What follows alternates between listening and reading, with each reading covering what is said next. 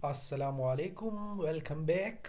तो अगेन भाई, आप सबको पता है कि हम स्टॉक मार्केट के एनालिसिस इस चैनल पे करते हैं और हम अपने लिए वैल्यूएबल स्टॉक्स भी निकालते हैं और पीपीलीपी भी हम यहाँ पे थोड़ा सा देखते हैं। ठीक है।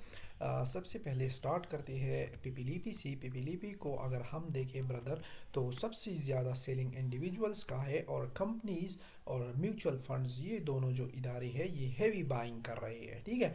अभी सेक्टर वाइज अगर हम देखें तो सेक्टर वाइज भी ऐसा कुछ चल रहा है कि इंडिविजुअल ने ऑल अदर सेक्टर्स में जो है सेलिंग किया है और उसके अगेंस्ट म्यूचुअल फंड्स और जो कंपनीज है उसने भी थोड़ा सा सेलिंग करा है, बैंक्स ने थोड़ी बाइंग कर ली है। ठीक है। तो ये सेक्टर बैलेंस सेक्टर लग रहा है। ठीक है। सीमेंट सेक्टर में ब्रदर सबसे ज़्यादा बाइंग जो है वो इंडिविजुअल्स का है, तो ये सेक्टर अट्रैक्टिव नहीं लग रहा। आप सबको पता है हमारी स्ट्रेटजी ये है कि जहाँ पे इंडिविजुअल की ज़्यादा सेलिंग होती है वहाँ पे हम माल को क्या करते हैं, इकट्ठा कर लेते हैं। ठीक है ब्रदर। अब यहाँ कमर्शियल बैंक्स में अगर आप देखें तो सबसे ज़्यादा बाइंग कंपनीज का है और इंडिविजुअल्स का यहाँ पे थोड़ा लिमिटेड बाइंग है, तो ये भी सेक्टर ठीक ठाक ही लग रहा है। ठीक है। इसके बाद जो है अदर सेक्टर में हम देखें तो ये सेक्टर थोड़ा सा बैलेंस सेक्टर लग रहा है, क्योंकि इसमें इंडिविजुअल काम ही नहीं कर रहे, बैंक ने सेलिंग करा है और म्यूचुअल फंड्स जो है उसने थोड़ी सी बाइंग कर ली है। तो ये हमारे पास बैलेंस सेक्टर है। ये जो फर्टिलाइज़र सेक्टर है ना ब्रदर, ये बहुत अट्रैक्टिव लग रहा है, क्योंकि यहाँ पे इंडिविजुअल का ज़्यादातर सेलिंग फर्टिलाइज़र में है और ऐसे अगर हम देखें तो कुछ बचा इतना ज़्यादा नहीं। इंडिविजुअल का ऑयल एंड गैस मार्केटिंग में भी बहुत बढ़िया सेलिंग है। ठीक है। तो ये सेक्टर भी आपको मूव दे सकता है। इसकी पीछे साइकोलॉजी ये है ब्रदर कि जो भी इंडिविजुअल्स होते हैं वो अपने माल को नुकसान में सेल करते हैं, लेकिन जो इंस्टीट्यूशंस है वो अपने माल को कभी भी घाटे में सेल नहीं करती। ठीक है। लॉस में सेल नहीं करती। तो यहाँ पे भी अगर आप देखें oil and gas marketing companies जो है उसमें भी कंपनीज का हेवी बाइंग है और इंडिविजुअल का हेवी सेलिंग नज़र आ रहा है, तो ये भी अट्रैक्टिव सेक्टर लग रहा है। इस तरीके से पावर जनरेशन बहुत अट्रैक्टिव लग रहा है, क्योंकि यहाँ पे सिर्फ और सिर्फ इंडिविजुअल्स की ही सेलिंग है। ठीक है ब्रदर।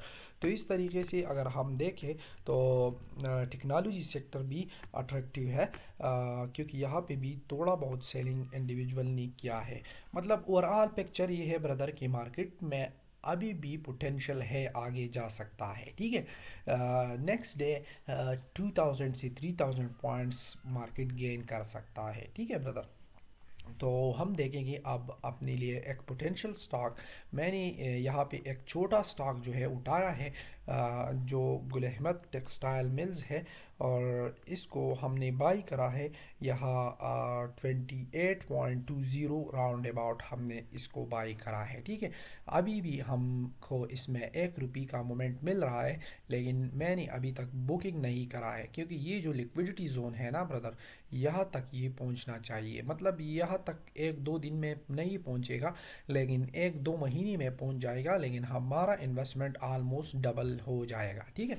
इसके अलावा एक और भी स्टॉक है जिसमें मेरा अभी एंट्री है। ठीक है। और उसका नाम है सरले लिमिटेड और फार्मास्यूटिकल सेक्टर का ये एक कंपनी है, लेकिन अभी थोड़ा सा इंटरनेट इशू चल रहा है, तो इस वजह से वो आपको अभी आ गया। चलो मैं दिखा ही देता हूँ आपको। ठीक है। इसकी चार्ट में भी जैसा इसका ट्रेंड अप साइड है, उस तरीके से सेम सरले का भी हमारे पास जो है ट्रेंड अप वर्ल्ड है और उसमें ब्रदर हमने 2-3 जगह पे एंट्री करी है और अभी तक उसमें अच्छा खासा प्रॉफिट चल रहा है, लेकिन प्रॉफिट बुकिंग की तरफ हम अभी गए नहीं, क्योंकि मार्केट का पोजीशन स्ट्रेंथ में है और स्ट्रेंथ में हमने कभी भी प्रॉफिट टेकिंग नहीं करनी है। ठीक है। हाँ, थोड़ा बहुत कर सकती है 20-30%, लेकिन ज़्यादातर माल अभी भी अपने हैंड में ही है। ठीक है ब्रदर। तो ये था अपना एक फंडामेंटल और टेक्निकल एक छोटा सा रिव्यू। आपको अगर पसंद आया है तो हमारे साथ जुड़े रहना, क्योंकि हम ऐसी ही इंफॉर्मेटिव वीडियोस आपके लिए लाते रहते हैं। Thank you very much.